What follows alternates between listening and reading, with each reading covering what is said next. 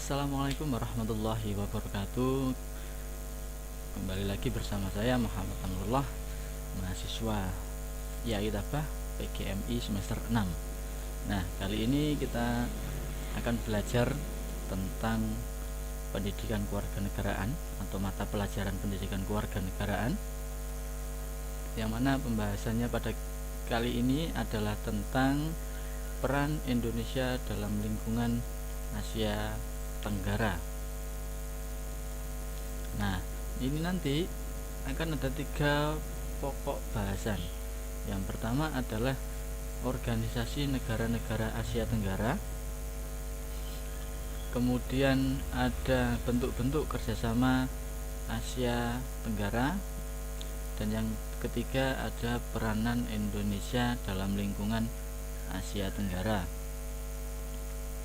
Nah, untuk organisasi negara-negara Asia Tenggara ini, yang pertama yang akan kita bahas adalah tentang ASEAN, karena ASEAN yang menangani kerjasama negara-negara di Asia Tenggara. Nah, ini nanti ada sejarah ASEAN, kemudian ada lambang ASEAN, terus ada anggota dan sekretariat ASEAN, dan yang terakhir ada tujuan dari ASEAN tersebut. Nah, kemudian apa saja bentuk-bentuk kerjasamanya? Kerjasama politik, kemudian kerjasama ekonomi, dan yang terakhir kerjasama sosial budaya. Kemudian peran Indonesia dalam lingkungan ASEAN ada membentuk komunitas keamanan, mempelopori berdirinya ASEAN, perantara perundingan damai, gerakan pembebasan Moro, memberikan fasilitas terhadap pengungsi, dan yang terakhir adalah Jakarta Informal Meeting. Nah, sebelum itu saya mau tanya, pernahkah kamu menjalin kerjasama dengan teman sekelasmu? Nah, kalian akan menjalin kerjasama karena saling membutuhkan. Kerjasama dilakukan untuk mencapai tujuan bersama. Nah, itu juga sama halnya dengan negara-negara yang menjalin kerjasama karena saling membutuhkan. Indonesia membutuhkan bantuan negara lain demi tercapainya kemajuan bangsa, karena tidak mungkin sebuah negara itu bisa berdiri sendiri. Bersama dengan 10 negara lainnya di kawasan Asia Tenggara ini, Indonesia menjalin hubungan kerjasama di berbagai bidang. Nah, ada bidang politik, ekonomi, dan sosial budaya. Untuk yang pertama adalah kita bahas tentang kerjasama yang ada di ASEAN atau organisasi negara-negara Asia Tenggara. Nah, ASEAN ini sejarah terbentuknya ASEAN. Sebelum kita beranjak ke materi sejarah terbentuknya ASEAN, ini sedikit pemaparan tentang kerjasama antar negara di Asia Tenggara. Nah, karena sebuah negara itu tidak dapat hidup sendiri tanpa bekerjasama dengan negara lainnya, maka kerjasama merupakan kegiatan atau usaha yang dilakukan oleh beberapa negara atau orang, lembaga pemerintahan untuk mencapai tujuan bersama. Nah, itu namanya kerjasama. Nah, kerjasama bertujuan untuk memenuhi kebutuhan rakyat dan untuk kepentingan masing-masing negara tersebut. Nah, misalkan Indonesia mengadakan kerjasama dengan negara-negara di kawasan Asia Tenggara. Apabila kerjasama itu dilakukan 2 negara, itu dinamakan kerjasama bilateral. Kalau lebih dari 2 negara itu multilateral. Terus kemudian kerjasama dengan cara membentuk organisasi bersama, seperti yang akan kita bahas kali ini adalah ASEAN. Ini adalah organisasi yang berbentuk kerjasama. Nah, kali ini pada awal kita akan membahas tentang sejarah terbentuknya ASEAN. Nah, latar belakang berdirinya ASEAN antara lain adalah sebagai berikut, karena persamaan letak geografis, dimana kalau dalam peta itu letak antara anggota-anggota ASEAN ini adalah saling berdekatan. Jadi ada persamaan dalam satu wilayah rumpun. Terus kemudian persamaan nasib sebagai bangsa yang pernah dijajah.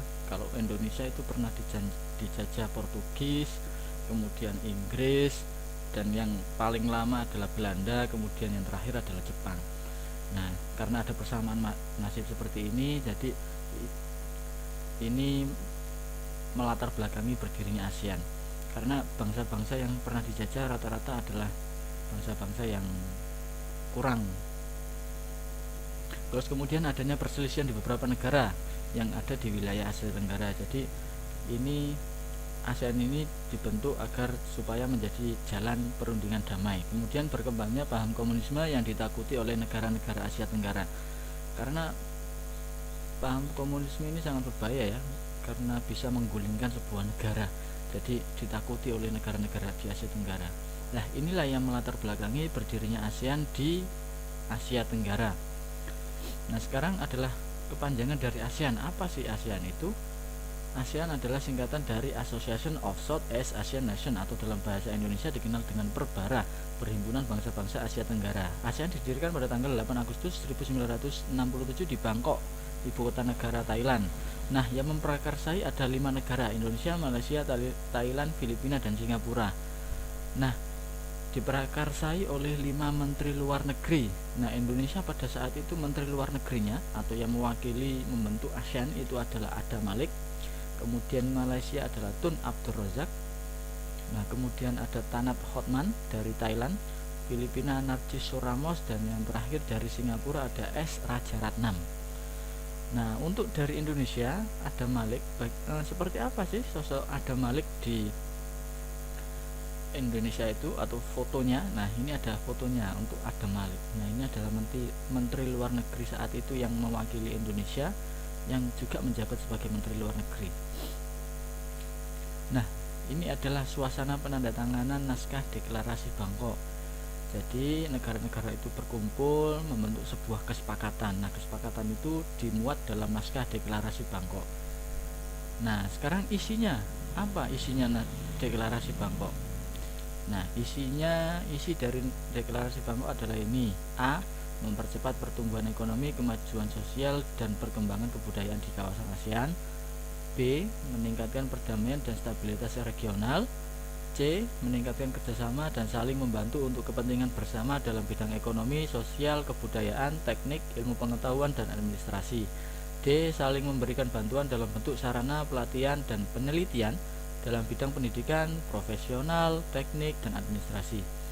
Kemudian E. Memelihara kerjasama yang erat di tengah-tengah organisasi regional.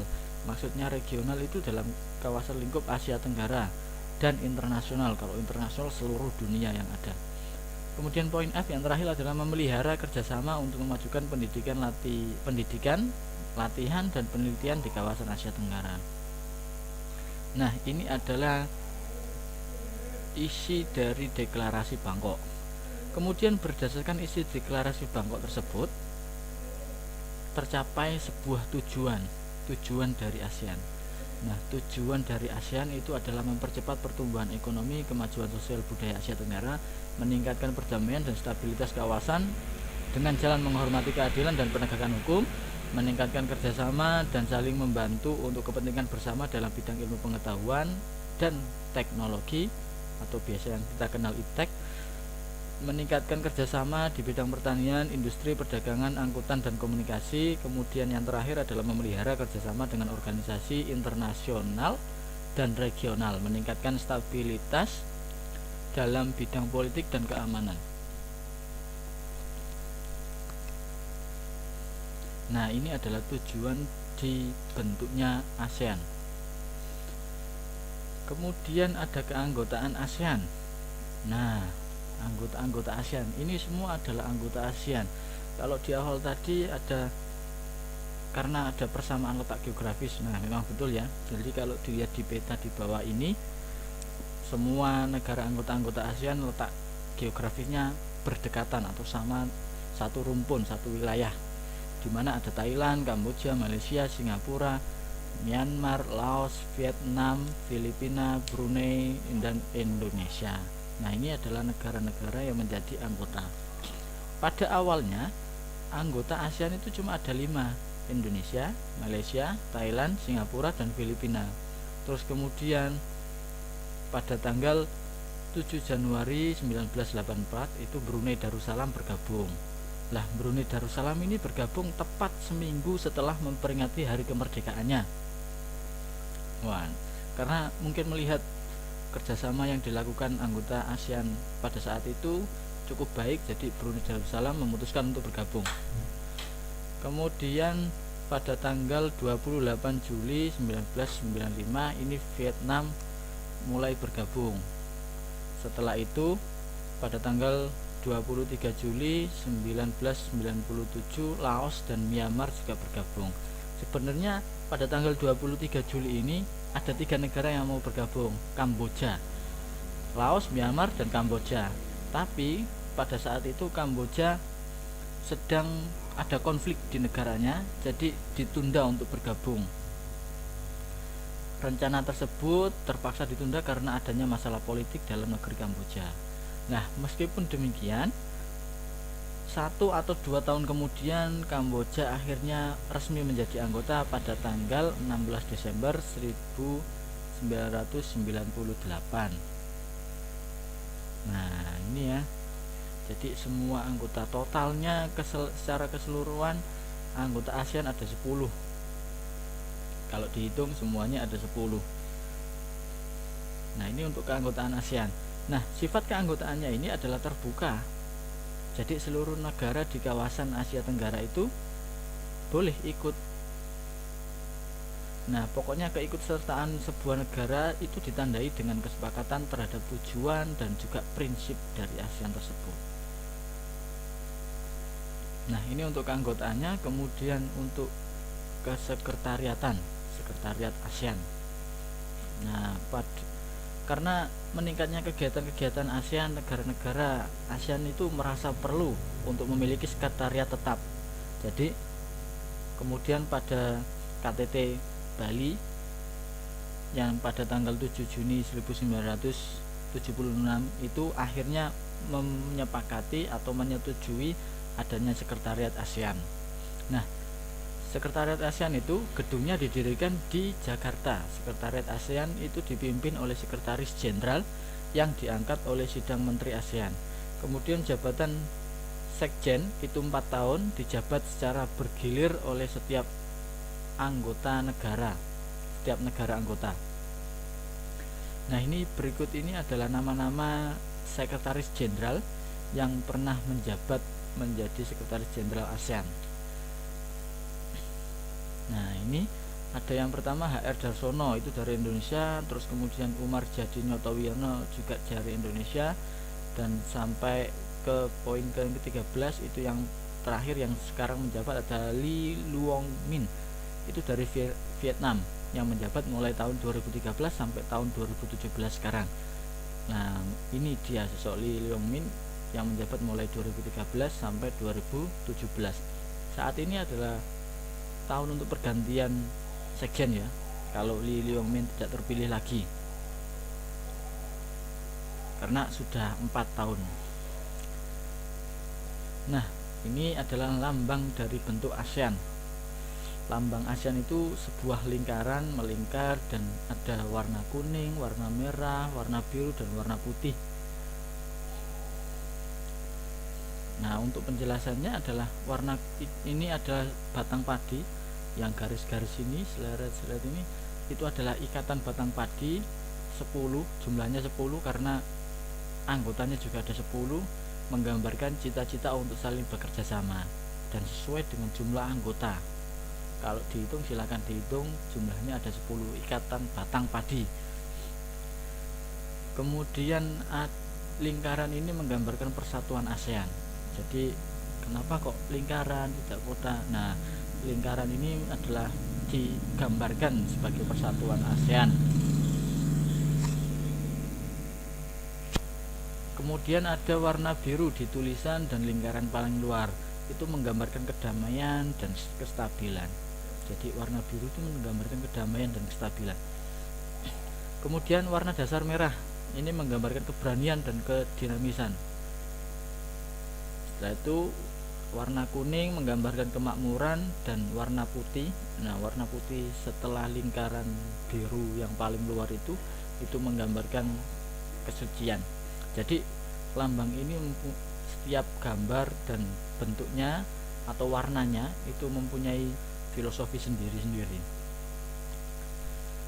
Nah, sekarang kita beranjak ke bentuk-bentuk kerjasama ASEAN. Nah, kita tahu bahwa sebuah negara itu tidak akan bisa berdiri sendiri, jadi harus membutuhkan negara lain untuk bekerja sama, karena tidak mungkin semua hal-hal yang ada di negara itu bisa tercukupi dari dalam. Nah, bentuk-bentuk kerjasamanya apa saja? Yang pertama ada kerjasama di bidang politik. Nah, kemudian ada kerjasama di bidang ekonomi, dan yang ketiga ada di bidang sosial budaya. Nah, sekarang akan kita bahas satu persatu, mulai dari bidang bentuk kerjasama bidang politik. Ini apa saja? Mari kita lihat. Yang pertama ada pembentukan kawasan damai, merdeka, dan netral. Nah, ini sejalan dengan tadi ya, karena di kawasan ASEAN itu ada ketakutan dengan komunis dan lain sebagainya, maka dibentuklah sebuah kawasan damai, merdeka, dan netral. Jadi istilah merdeka itu tidak ada bangsa lain yang boleh ikut campur urusan kecuali ada izin. Terus kemudian perjanjian persahabatan dan kerjasama. Nah, ini bentuk kerjasama di bidang politik. Kemudian ada perjanjian kawasan bebas senjata nuklir di Asia Tenggara. Jadi negara-negara anggota ASEAN itu dilarang membuat senjata nuklir. Kemudian ada penetapan visi ASEAN, dan yang terakhir ada deklarasi ASEAN Bali Concord. Nah, ini adalah kesemuanya ini adalah bentuk-bentuk kerjasama di bidang politik. Nah, selanjutnya untuk bidang ekonomi, apa saja untuk bidang ekonomi? Nah, untuk yang pertama ada pelayanan keuangan, perdagangan, investasi, industri, pariwisata, pertanian, kehutanan, energi, transportasi dan komunikasi, serta yang terakhir ada usaha kecil dan menengah. Nah, ini adalah bentuk-bentuk kerjasama di bidang ekonomi. Kemudian kerjasama di bidang sosial. Kerjasama di bidang sosial ada pertukaran pelajar, ada pertukaran misi kebudayaan antar anggota ASEAN, terus ada pelatihan peningkatan dan pelatihan sebagainya. Pokoknya macam-macam pelatihan. Kemudian ada temu karya pemuda ASEAN, terus ada penanggulangan bencana alam, dan yang terakhir ada pemerataan kesejahteraan sosial. Nah, ini adalah bentuk kerjasama di bidang sosial budaya. Nah, kemudian untuk yang terakhir yang kita bahas adalah peran Indonesia dalam lingkungan ASEAN. Nah, ini yang pertama, membentuk komunitas keamanan, di mana tadi disepakati bahwa di awal tidak ada yang boleh membuat senjata nuklir dan lain sebagainya, agar tercipta keamanan di kawasan ASEAN. Nah, Indonesia turut berperan dalam membentuk komunitas keamanan ini. Kemudian selanjutnya adalah mempelopori berdirinya ASEAN. Di awal tadi sudah dijelaskan bahwa Indonesia juga berpartisipasi mempelopori berdirinya ASEAN dengan diwakili oleh Menteri Luar Negerinya pada saat itu, yaitu Adam Malik. Kemudian Pertentara Perundingan Damai ini yang menjadi perunding yang pada saat konflik di Kamboja. Nah, jadi Indonesia juga ikut berperan dalam menyelesaikan konflik di Kamboja dan lain sebagainya. Kemudian gerakan pembebasan Moro juga masih di Kamboja, memberikan fasilitas terhadap pengungsi. Jadi ketika nanti ada bencana alam, terus kemudian ada perang dan lain sebagainya, Indonesia juga memberikan fasilitas terhadap pengungsi yang ada di Asia Tenggara, atau pengungsi-pengungsi dari negara-negara anggota, tapi dalam kesepakatan dan batas-batas yang telah disepakati. Kemudian yang terakhir adalah Jakarta Informal Meeting. Nah, ini kenapa kok Jakarta Informal Meeting? Nah, karena ini letaknya berada di Jakarta, dan ini adalah pertemuan yang menyelesaikan konflik di Kamboja. Kemudian Indonesia juga menjadi tempat terselenggaranya konferensi tingkat tinggi ASEAN atau KTT ASEAN. Ada di Bali dan di tempat-tempat lainnya sebagainya. Nah, itu tadi untuk pembahasan kali ini tentang mata pelajaran PKN, materi peran Indonesia dalam lingkungan ASEAN atau negara-negara Asia Tenggara. Nah, demikian tadi. Apabila ada salah-salah kata, salah-salah ucap ataupun kurang dalam menyampaikan, saya mohon maaf yang sebesar-besarnya. Semoga bermanfaat dan terima kasih. Saya akhiri. Wassalamualaikum warahmatullahi wabarakatuh.